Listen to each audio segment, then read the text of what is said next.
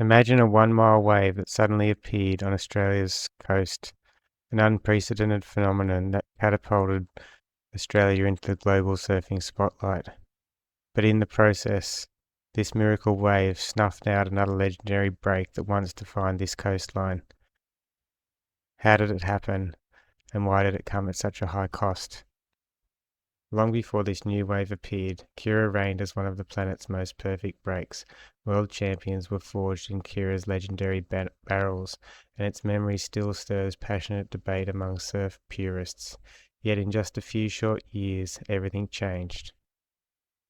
Sit tight as we explore the birth of a mile-long wave, the marvel that reshaped an entire stretch of coastline, and the shocking way it extinguished one of the world's most iconic surf spots. The full story is more complex than you think.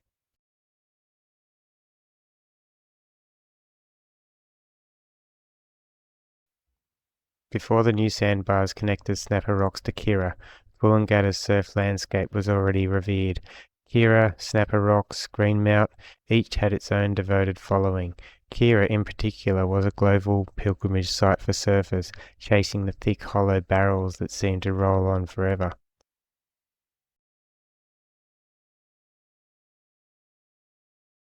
Generations of surf legends cut their teeth at Kirra, riding waves that demanded both skill and courage. Locals called it the best break in Oz, but as we learn, something bigger was brewing just up the coast.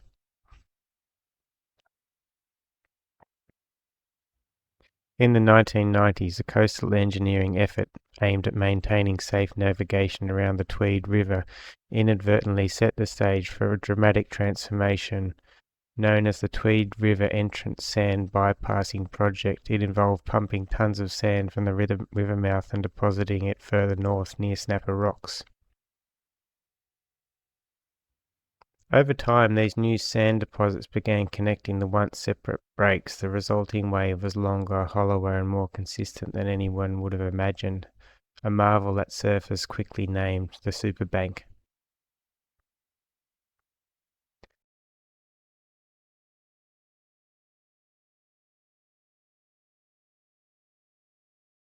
Suddenly, a single wave could line up from Snapper Rocks all the way past Greenmount, sometimes reaching Kirra. It was a surfer's dream, seemingly endless barrels and the potential for a ride lasting hundreds of meters, even up to a mile on the best days.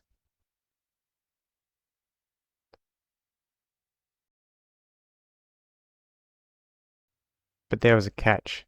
As the superbank thrived, the iconic break at Kirra began to wither. The very sand that powered the new wave shifted Kirra's once perfect barrel into a shadow of its former self, burying the famed inside section under mountains of sand.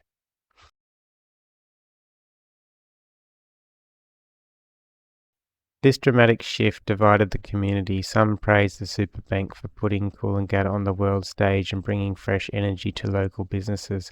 Others lamented the loss of a unique piece of surfing heritage, arguing that Kirra's soul had been lost in the process.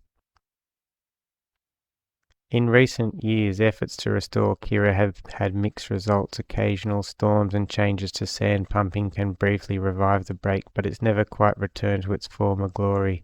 Meanwhile, the superbank continues to evolve, its shape ever shifting with each new swell, tide, and dredging cycle.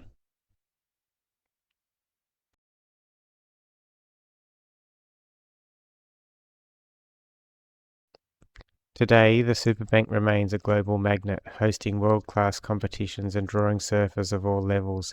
From Snapper Rocks to Greenmount, it's the ultimate showcase of engineering meeting nature, an intersection of wonder and controversy. Kirra, once a crown jewel, stands in the superbank's shadow, clinging to fleeting moments of brilliance after big storms. Will Kirra ever truly come back, or is the superbank destined to be the new status quo? The sands of the Gold Coast are always moving, and with it, the future of these iconic waves remain uncertain.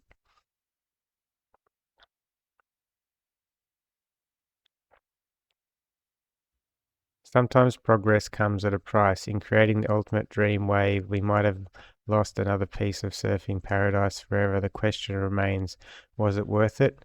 Only time and the tides will tell.